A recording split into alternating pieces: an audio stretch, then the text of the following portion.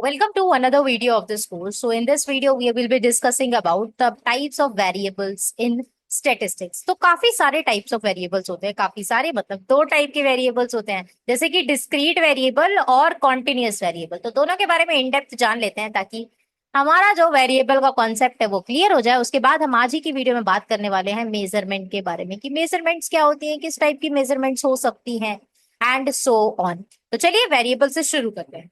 अब वेरिएबल्स क्या होता है? वेरिएबल्स मैंने आपको बताया था कैरेक्टरिस्टिक्स के बारे में जब हम बात करते हैं। अब ये दो टाइप के होते हैं, एक होता है डिस्क्रीट वेरिएबल और एक जो होता है हमारा कॉन्टिन्यूअस वेरिएबल होता है। अब इन्हीं कॉन्टिन्यूअस वेरिएबल और डिस्क्रीट वेरिएबल को डेप्थ में समझते हैं। कॉन्टिन्यूअस मतलब जो वेरी करता रहे, या फिर मैं ये कहूं जो वेरी करता रहे ओवर द टाइम, या फिर कैसे भी वेरी कर रहा है। बट जैसे कि अगर मैं बोलूं 25 और 26, क्या ये दोनों डिस्क्रीट वैल्यूज है? नहीं, इन दोनों के बीच में और भी वैल्यूज हो सकती है, लाइक 25.1, 25.2 एंड ऐसे कर करके 26 तक में बहुत सारी वैल्यूज हो सकती है। तो इसको हम कहते हैं कॉन्टिन्यूअस वैल्यू।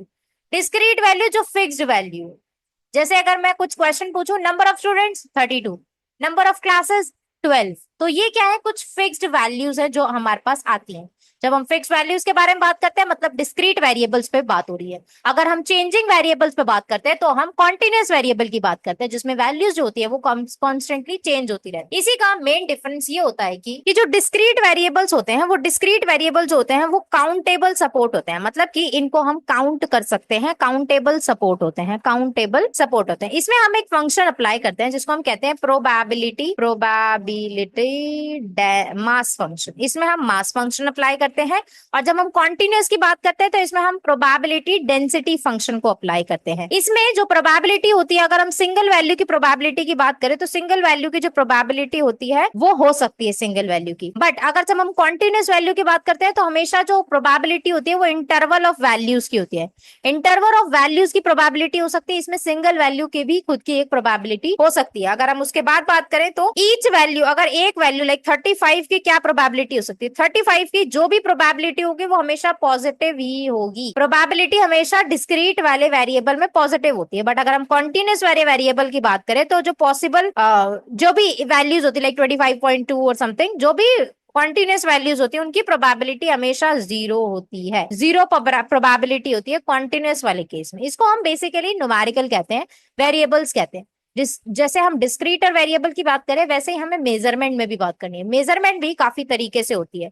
जैसे कि अगर मुझे कोई चीज मेजर करनी है तो मैं कैसे कैसी वेरिएबल्स, कैसे कैसे टाइप ऑफ डेटा में उसको मेजर कर सकती हूँ। अगर मैं स्केल की बात करूं, बहुत सारे स्केल होते हैं, स्केल ऑफ मेजरमेंट। जैसे आपने स्कूल में पढ़ा होगा that kilometre, metre, centimetre, metre and so on. तो उसको हमें जैसे सिखाया गया था, कहाँ है दिल्ली में, दिल्ली क्लोथ मिल, ऐसे करके हमने उसको पढ़ा था, राइट? तो वैसे ही जब हम इसकी बात कर रहे हैं, मतलब हम जब स्टेटिस्टिक्स की बात कर रहे हैं तो भी स्केल ऑफ मेजरमेंट होना बहुत ज्यादा जरूरी है। स्केल ऑफ मेजरमेंट आपके वेरिएबल के अकॉर्डिंग चेंज होता रहता है। जैसे टाइप का वेरिएबल होगा वैसे टाइप का आपका मेजरमेंट यूज होगा।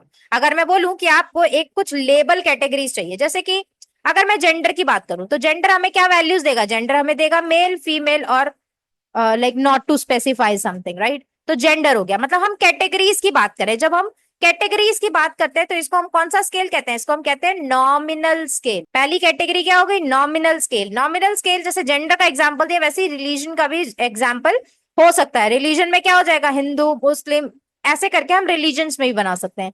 तो ये क्या है? नॉमिनल स्केल हो गया। इस नॉमिनल स्केल में हम जो वैल्यूज है वो कैटेगरीज के अकॉर्डिंग ले रहे हैं। कॉमनली जब हम यूज करते हैं इसको क्वालिटेटिव कहते हैं। किसी चीज की क्वालिटी के बारे में जानना, कैटेगोरिकल वेरिएबल्स भी आप उसको कह सकते हो। तो मैंने आपको काफी सारे नाम बता दिए नॉमिनल स्केल के। नॉमिनल स्केल मतलब कैटेगरीज के बारे में बात करना, कैटेगरीज के बारे में बात हो रही है मतलब कैटेगोरिकल वेरिएबल हो जाएगा ये। और कैटेगोरिकल वेरिएबल के साथ साथ ये हो जाएगा आपका क्वालिटेटिव डेटा। क्वालिटेटिव डेटा के बारे में बात हो गई। इसी में हम अगर एशियन की बात करें तो एशियन, अफ्रीकन, ये सब क्या हो गए? रेसेस हो गए।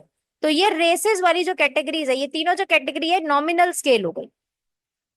तो नॉमिनल स्केल एक पहले टाइप का स्केल हो गया आपके मेजरमेंट के लिए।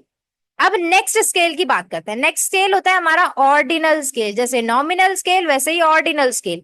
बट ऑर्डिनल स्केल में क्या होता है? रैंकिंग के बारे में बात होती है।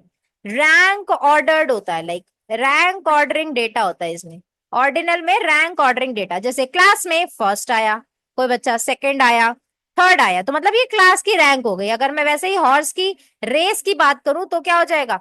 उसमें भी फर्स्ट आता है, सेकंड आते हैं और थर्ड आते हैं। सेम अगर मैं कस्टमर सेटिस्फैक्शन की बात करूं तो मतलब सेटिस्फाइड, नॉट सेटिस्फाइड और अनसेटिस्फाइड, न्यूट्रल, ये सारी क्या हो गई, ऑर्डिनल हो गए, मतलब रैंकिंग हो गई, 0 से लेकर 5 तक की रैंकिंग हो गई। जब रैंकिंग के बारे में बात होती है तो रैंक ऑर्डरिंग जो ऑर्डिनल स्केल पे आता है, तो मतलब हम ऑर्डिनल स्केल की मेजरमेंट कर सकते हैं अगर हमें ऐसा कुछ करना है तो। उसके बाद आता है इंटरवल स्केल। अब इंटरवल स्केल जैसा कि नाम कह रहा है कि इंटरवल स्केल में काफी सारी वैल्यूज हो सकती है। अब इंटरवल स्केल क्या होता है, इंटरवल स्केल का मतलब ये है कि जो दो एडजेसेंट वैल्यूज होंगी ऑर्डिनल स्केल की, वो दोनों कांस्टेंट नहीं हो सकती। मतलब कि इंटरवल स्केल जो होगा एक फिक्स्ड इंटरवल है जिसमें कोई भी 0 पॉइंट नहीं हो सकता। फॉर एग्जाम्पल अगर मैं कहूं कि 30 डिग्री है, अब 30 degree is not twice as hot as 15 degrees. तो मतलब कि मैं क्या बता रही हूँ कि मतलब ये 15 डिग्री जो है वो मीनिंगफुल एक टेम्परेचर हो गया। बट अगर मैं बोलूँ 0 डिग्री, तो 0 डिग्री तो मीनिंगफुल है, बट अगर मैं इसको बोलूं कि मतलब नो टेम्परेचर, तो दैट इज नॉट पॉसिबल, कहीं पर भी नो टेम्परेचर नहीं हो सकता है। तो वो होती है इंटरवल वैल्यूज। इंटरवल वैल्यूज जो होती है वो फिक्स्ड इंटरवल के बारे में बात करती हैं। उसके बाद आती है रेशियो स्केल। रेशियो स्केल भी एक तरीके का हमारा मेजरमेंट होता है। अब रेशियो स्केल मतलब कि इंटरवल स्केल जैसा ही होता है, बट इसमें ट्रू 0 पॉइंट हो सकता है। ट्रू 0 पॉइंट हो सकता है का मतलब यह है कि अगर मैं कहीं 0 लिख रही हूँ, मतलब मैं इससे क्या कहना चाहती हूँ कि वैल्यू क्या है, एब्सेंट है, टाइम जो पास हुआ है वो 0 टाइम है, 0 मिनट है, तो मतलब टाइम पास जो किया गया है वो 0 मिनट है, मतलब कोई टाइम पास ही नहीं किया गया है। अगर मैं किसी चीज की लेंथ बोल रही हूँ कि 0 सेंटीमीटर है, तो यस दिस इज पॉसिबल, जिसको हम कहते हैं रेशियो स्केल। रेशियो स्केल में 0 एग्जिस्ट करता है, इंटरवल स्केल में 0 एग्जिस्ट नहीं करता है। तो ये कुछ बेसिक सी इंफॉर्मेशन थी related to the measurement scale and the variable. So मिलते हैं नेक्स्ट वीडियो में with more concepts. Until then happy learning and stay tuned.